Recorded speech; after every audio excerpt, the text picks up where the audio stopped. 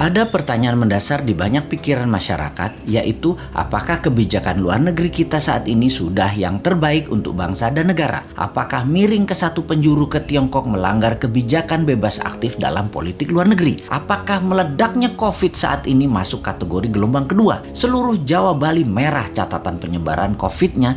Ada apa ini? Apakah karena 2 juta orang mudik lebaran kemarin? Atau ada tangan globalis yang masuk? Menjawab pertanyaan sederhana ini akan menjawab pantaskah jabatan 3 kali dilakukan dengan merubah atau mengamandemen Undang-Undang Dasar. Banyak yang mendukung jabatan 3 kali beliau karena merasa manfaat kehadiran beliau di jabatan tersebut. Namun, partai politik yang masing-masing sudah punya putra mahkota ingin juga sang putra atau putri mahkota menjadi orang nomor 1 atau nomor 2 di Indonesia. Strateginya adalah dukung 3 kali dengan syarat putra mahkota atau putri mahkota jadi orang nomor 2-nya. Kalau tidak, mereka tidak akan mendukung. Tetapi New Mind percaya diri.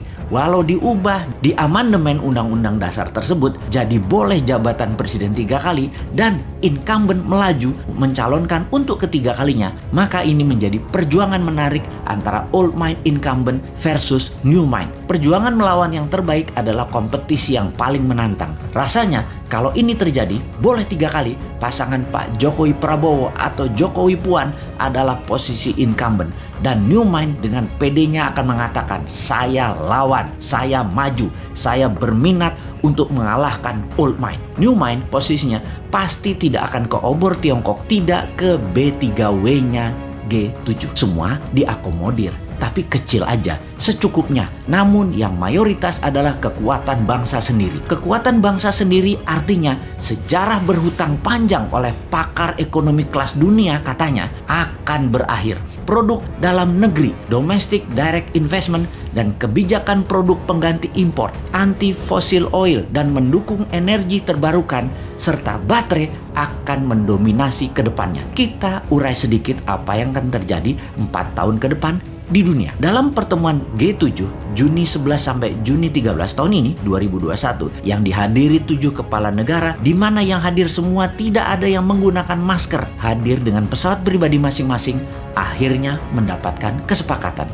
Kesepakatannya menarik dan media Indonesia untuk hal ini tidak digembar-gemborkan karena memang anti atau beda dengan kebijakan pemerintah saat ini yang miring jelas ke satu sisi, di mana di banyak negara ASEAN tidak terlalu miring ke satu sisi, tetapi tetap main 2 sisi, tetap main 2 kaki. Blok Barat dan Blok Tiongkok diakomodir.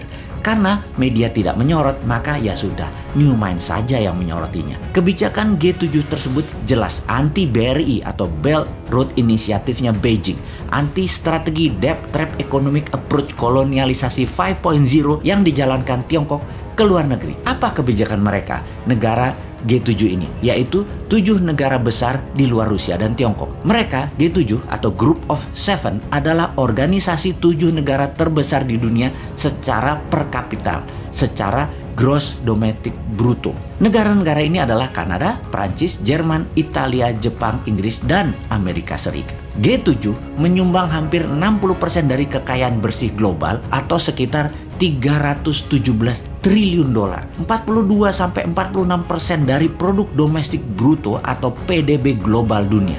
Sebagian besar anggota adalah kekuatan besar dalam urusan global dan memelihara hubungan ekonomi, militer, dan diplomatik secara erat dan saling ikat. Pertemuan di kota kecil Cornwall, Inggris ini melahirkan B3W yang artinya Build Back Better World, yaitu dengan menganggarkan dana sebesar 43 triliun dolar atau 10 kali dari anggaran obor Tiongkok yang nilainya 4,7 triliun dolar yang hanya untuk membiayai produk negara mereka sendiri yang produk akhirnya dipasangkan di negara koloninya. Yang menarik adalah B3W akan membangun negara kedua dan membangun negara ketiga dunia yang pro demokrasi murni.